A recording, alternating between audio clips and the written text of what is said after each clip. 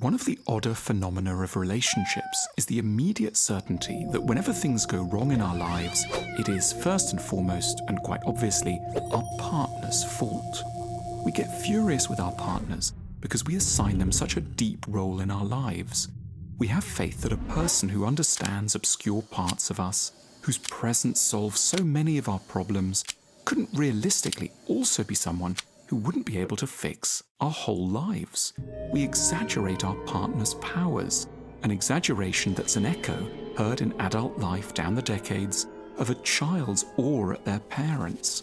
The partner inherits a little of that beautiful, romantic, dangerous, unfair trust that we as children once had in our parents.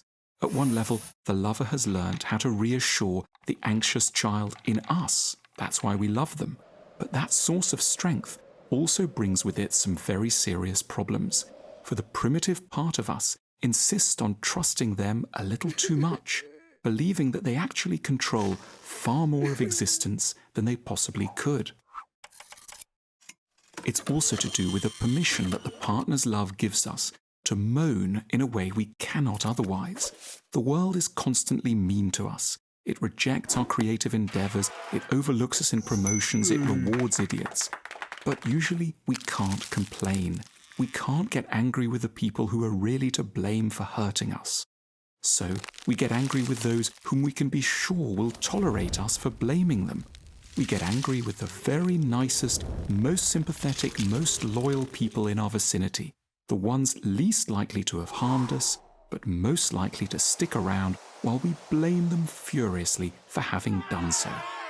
The mean words and mad accusations we mutter to our lovers undoubtedly often sound horrible, but let's at least remember that they are a curious proof of intimacy, a symptom of love itself, and in their own way oddly romantic, a detail indirectly acknowledged by their frequently sexual conclusions.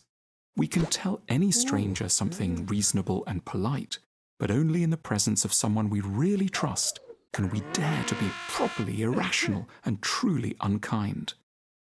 If we think of love as being in perfect agreement all the time, we will feel that getting into fights must mean that a relationship is winding down or starting to fall apart. But crazy blame games are at heart just a symptom of an intensity of investment in another person. We aren't simply nice with our partners because we're so close to them. They draw us into very private zones of turbulence and distress from which absolutely everyone else is excluded. That's one of the stranger, more unfortunate, and yet, from a calm angle, almost flattering gifts of love.